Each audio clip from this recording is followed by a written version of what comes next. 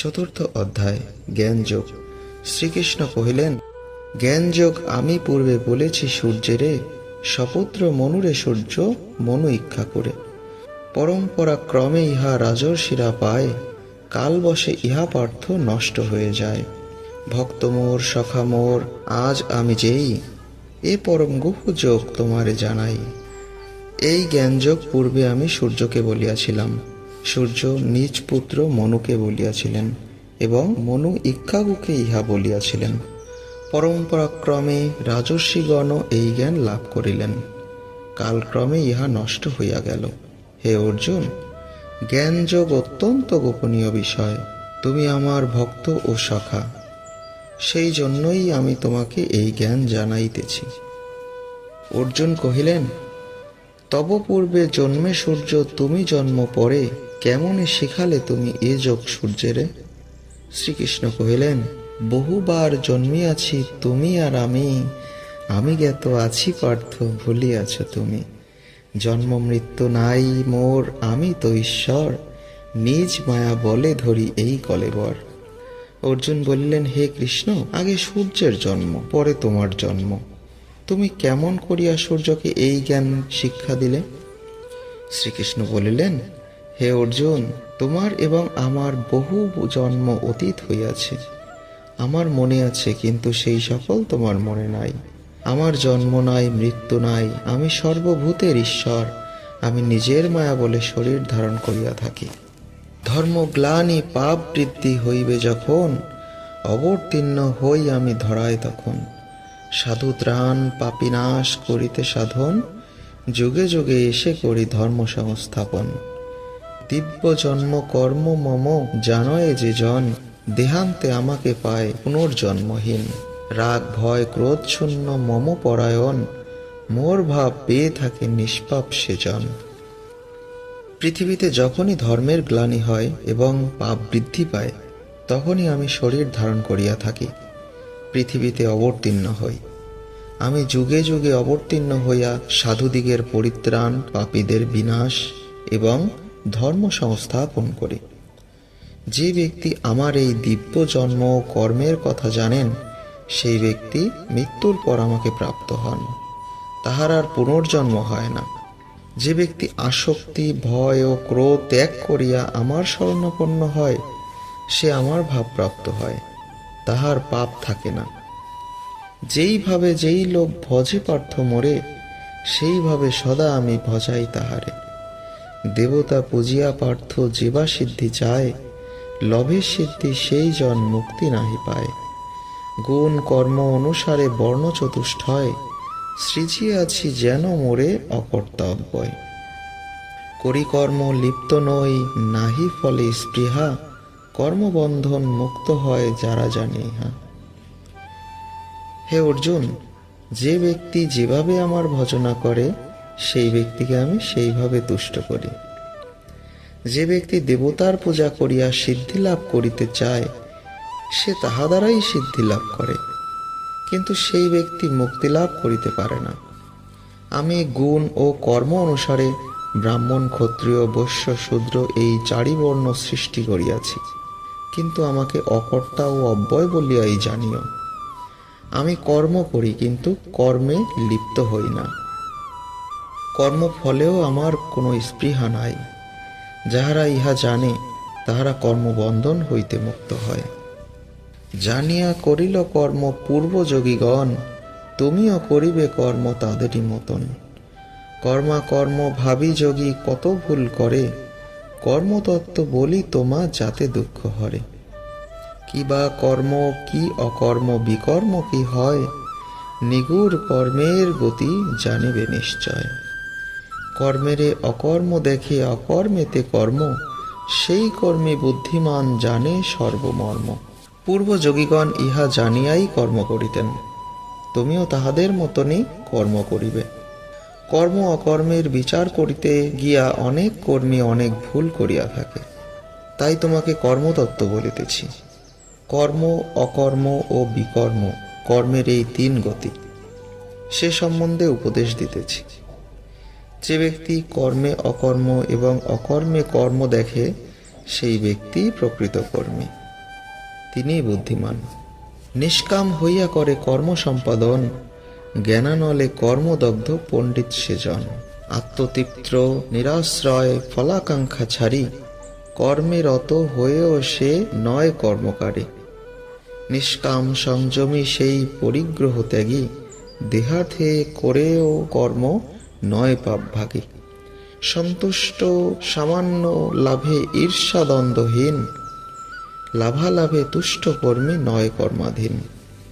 যে কর্মী কামনা ত্যাগ করিয়া কর্ম করে, জ্ঞান বলে তাহার কর্মদগ্ধ হয়, সেই কর্মী পণ্ডিত ব্যক্তি।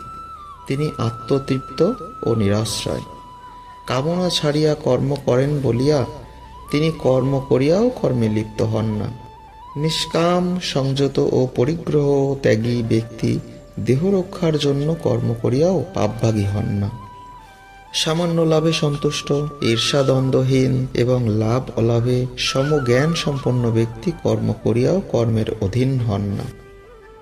নিষ্কাম নির্মুক্ত জ্ঞানী যজ্ঞে হলে রত, সর্বকর্ম লয় পায় ইহা তো নিশ্চিত। ব্রহ্ম অগ্নি ব্রহ্ম হবি, হোম ব্রহ্মময়, ব্রহ্মেই তা যায় যদি ব্রহ্মের লক্ষ্য রয়। শ্রদ্ধা ভরে দৈব যজ্ঞ করে কর্মযোগী, ব্রহ্মানলে করে যজ্ঞ জ্ঞানী ফল ত্যাগী। ইন্দ্রিয়কে অর্পে কেহ সংযম অনলে, কেহ বা বিষয় অর্পে ইন্দ্রিয় অনলে। নিষ্কাম ও রাগ দেশাদি বর্জিত জ্ঞানী ব্যক্তি যজ্ঞ অর্থাৎ ঈশ্বরের সৃষ্টি রক্ষার জন্য কর্ম করিলেও তাহার সর্বকর্ম লয় পায়। যে ব্যক্তি অগ্নি হবি বা হোমের দ্রব্য এবং যজ্ঞ সকলকেই ব্রহ্মময় মনে করেন, তাহার সমস্তই ব্রহ্মে লয় পায়। কর্মযোগী শ্রদ্ধার সহিত দৈব যজ্ঞ করেন, আর ফলত্যাগী জ্ঞানী ব্রহ্মকেই যজ্ঞ করেন। কেহ ইন্দ্রিয়গণ সংযম রূপ অগ্নিতে অর্পণ করে, আর কেহ বিষয়কে ইন্দ্রিয় রূপ অগ্নিতে অর্পণ করে। জ্ঞানের প্রভাবে আত সংযম অনলে, ইন্দ্রিয় মনাদি কেহ দহে সুকৌশলে। দ্রব্যযজ্ঞ তপযজ্ঞ যোগযজ্ঞ করে, শ্রদ্ধায় জ্ঞানের যজ্ঞ কেহ বা আচারে। প্রাণেতে আপন রুধি আপনেতে প্রাণ, প্রাণায়ামে করে কেহ ব্রহ্ম আরাধন। প্রাণে করে প্রাণাহুতি কোন মিতাহারি, যজ্ঞবিদ সেই জন যজ্ঞে পাপ হরি। কেহ বা জ্ঞানের প্রভাবে আত্মসংযম রূপ অগ্নিতে ইন্দ্রিয় মন প্রভৃতি দগ্ধ করে। কোন কোন কর্মী দ্রব্যাদি দান রূপ কর্ম করেন, কেহ তপস্যারূপ যজ্ঞ করেন, কেহ যোগ অভ্যাস রূপ যজ্ঞ করেন এবং কেহ বা বেদ পাঠ রূপ যজ্ঞ করিয়া থাকেন। কেহ প্রাণবায়ুতে আপন বায়ু এবং আপন বায়ুতে প্রাণবায়ু রুদ্ধ করিয়া প্রাণায়াম অভ্যাস করেন এবং তাহা দ্বারাই ব্রহ্মের আরাধনা করেন। কোন মিতাহারী ব্যক্তি প্রাণেই প্রাণাহুতি দেন, সেই ব্যক্তি যজ্ঞবিদ, তিনি নিষ্পাপ। করিয়া যজ্ঞের শেষ অমৃত ভোজন, অবশেষে পায় তিনি ব্রহ্ম সনাতন। বেদেতে আছয়ে বহু যজ্ঞের বর্ণন, কর্ম সে সবে জানি মুক্ত হয় জন। দ্রব্যযজ্ঞ হতে পার্থ জ্ঞান যজ্ঞ বড়, জ্ঞানেতেই কর্ম শেষ যেন ধনুর্ধর। প্রণিপাত সেবা আর প্রশ্ন জিজ্ঞাসনে, উপদেশ দিবে তোমা তত্ত্বজ্ঞানী জনে। যজ্ঞের শেষ অমৃত ভোজন করিয়া সেই যজ্ঞবিদ ব্যক্তি অন্তিমে ব্রহ্ম লাভ করেন। বেদে বহু যজ্ঞের বর্ণনা আছে, সেই সকল যজ্ঞ কর্মজনিত, ইহা জানিয়া মুক্ত হওয়া যায়। হে অর্জুন, দ্রব্যযজ্ঞ হইতে জ্ঞানযজ্ঞ বড়, জ্ঞানের দ্বারাই কর্মের শেষ হয়। তুমি প্রণাম সেবা ও প্রশ্ন জিজ্ঞাসা করিলে তত্ত্বজ্ঞানী ব্যক্তি তোমাকে জ্ঞান উপদেশ দেবে। লোভী জ্ঞান ওহে পার্থ মোহ দূর হবে, আমাতেও নিজ মধ্যে ভূতাদি দেখিবে। যদি বা হইয়া পর বেশি পাপাচারী, পাপ সিন্ধু দিবে পারি চরি জ্ঞান তরি। জ্বলন্ত অনল পার্থ কাষ্ঠ ভস্ম করে, জ্ঞানাগ্নিও করে ক্ষয় সফল কর্মেরে। নাহিক পবিত্র কিছু জ্ঞানের সমান, যথাকালে কর্মযোগী পায় আত্মজ্ঞান। সেই জ্ঞান লাভ করিয়া তোমার মোহ দূর হইবে, তখন আমার মধ্যে এবং তোমার নিজের মধ্যেই ভূতগণকে দেখিতে পাইবে। আর তুমি যদি পাপাচারী হইয়া পড়ো, জ্ঞান তরি আরোহণ করিয়া তুমি পাপ সিন্ধু পার হইতে পারিবে। হে অর্জুন, জ্বলন্ত আগুন যেমন কাষ্ঠকে দগ্ধ করে, জ্ঞানরূপ আগুনও সেই রূপ সমস্ত কর্ম নষ্ট করে। জ্ঞানের মতো পবিত্র আর কিছুই নাই। কর্মযোগী যথাকালে আত্মজ্ঞান লাভ করিয়া থাকে। শ্রদ্ধাবান ব্রহ্মনিষ্ঠ জিতেন্দ্রিয় জন লোভী জ্ঞান অচিরেই মোক্ষপ্রাপ্ত হন। শ্রদ্ধাবান সংশয়াত্মা মূর্খ নষ্ট হয়, ইহলোকে পরলোকে সুখ নাহি পায়। যোগেতে অর্পয়ে কর্ম জ্ঞানে ভ্রান্তিহীন, যে ব্যক্তি আত্মজ্ঞ হন কর্মবন্ধহীন। জ্ঞান অস্ত্রে ছিন্ন করি অজ্ঞান সংশয়, উঠো পার্থ শীঘ্র করো কর্মযোগাশ্রয়। শ্রদ্ধাবান জিতেন্দ্রিয় ব্রহ্মনিষ্ঠ ব্যক্তি জ্ঞান লাভ করিয়া মুক্তি লাভ করেন। যে ব্যক্তি শ্রদ্ধাবান হইয়াও সংশয়মুক্ত হয় না, সে ব্যক্তির ইহলোকে পরলোকে কোথাও সুখ লাভ হয় না। যে কর্মী জ্ঞানে ভ্রান্তিহীন হইয়া নিষ্কাম কর্ম করে, সে আত্মজ্ঞ। সে কর্ম করিলেও কর্মে আবদ্ধ হয় না। হে অর্জুন, জ্ঞানরূপ অস্ত্রের দ্বারা অজ্ঞানরূপ সন্দেহ দূর করো। কর্মযোগ অর্থাৎ নিষ্কাম কর্ম আশ্রয় করো, তুমি ওঠো। চতুর্থ অধ্যায়ের সারসংক্ষেপ। ঈশ্বরের জন্ম নাই, মৃত্যু নাই। তিনি নিত্য সনাতন, তথাপি তিনি নিজের মায়া দ্বারা শরীর গ্রহণ করেন, পৃথিবীতে অবতীর্ণ হন।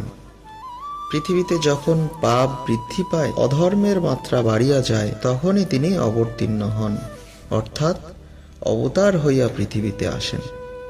আসিয়া তিনি দুইটি কাজ করেন। একটি কাজ দুষ্টের দমন ও সাধুদের রক্ষণ, দ্বিতীয়টি ধর্ম সংস্থাপন। ভগবানের এই অবতার তত্ত্ব ঠিক বুঝিতে হইবে, মনে রাখিতে হইবে যে ভগবান অবতার রূপে আসিয়া নিষ্ক্রিয় হইয়াও নির্লিপ্তভাবে কর্ম করেন। ইহা জানিতে পারিলেই লোক ভগবানে আত্মসমর্পণ করিতে পারে এবং নিষ্কাম কর্মের দ্বারা সিদ্ধি লাভ করিতে পারে। তাহার আর অন্য কোনো সাধনার প্রয়োজন হয় না। নানা লোকে নানাভাবে আমার বা ঈশ্বরের ভজনা করে। যে যেভাবে আমার ভজনা করে বা আরাধনা করে, তাহাকে আমি সেইভাবেই তুষ্ট করি। যাহারা অন্য দেবতার পূজা করে, তাহারাও শেষ পর্যন্ত আমাকেই লাভ করে। আমি গুণ ও কর্ম অনুসারে ব্রাহ্মণ, ক্ষত্রিয়, বৈশ্য, শূদ্র এই চারি বর্ণের সৃষ্টি করিয়াছি, কিন্তু আমি প্রকৃতপক্ষে অকর্তা ও বিকার রহিত। পূর্ববর্তী মুক্তিকামী ব্যক্তিগণ এইরূপ কর্ম করিয়া গিয়াছেন। তুমিও সেই আদর্শে নিষ্কামভাবে কর্ম করো।